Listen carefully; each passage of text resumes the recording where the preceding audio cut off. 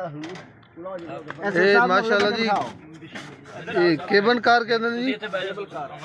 ਹਾਂ ਜੀ ਕੇਬਨ ਕਾਰ। ਇਹ ਸਾਡੇ ਕਾਫਲੇ ਦੇ ਅਮੀਰ ਬੈਠੇ ਨੇ, ਸੂਫੀ ਸਾਹਿਬ ਬੈਠੇ ਨੇ ਮਾਸ਼ਾਅੱਲਾ। ਇਹ ਮੋਇਨ ਸਾਹਿਬ ਨੇ ਇਹ ਗੱਡੀ। ਲਓ ਜੀ ਇਹ ਬੱਚੇ ਨੂੰ ਇੱਧਰ ਬਿਠਾ ਦਿਓ, ਬਦਲ ਲੈਵਲ ਹੋ ਜਾਏ ਕਿ ਲੈਵਲ ਹੀ ਹੈ। ਹਾਂ ड्राइवर साहब लेवल है, इधर देखो जी केबिन कार जा रही है, लेवल है। साडे मास्टर साहब फिर ਅਸੀਂ ਇਕੱਠੇ ਜਾਵਾਂਗੇ इंशाल्लाह जाएंगे इंशाल्लाह जी।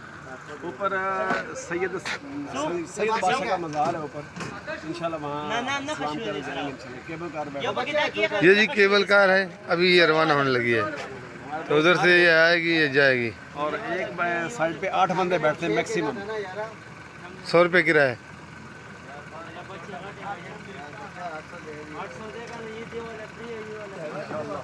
हेलो जी माशाअल्लाह माशाअल्लाह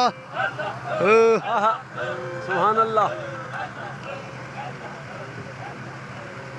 अच्छा जी ड्राइवर इत्थे बैठा वा, ड्राइवर छुपे ही चलाउंदा है जी।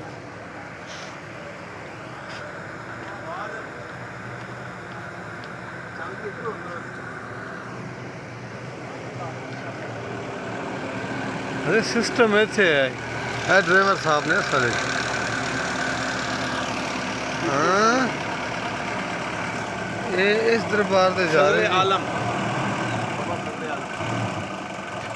रोड वाली ये आ गई है। आ जाओ जी।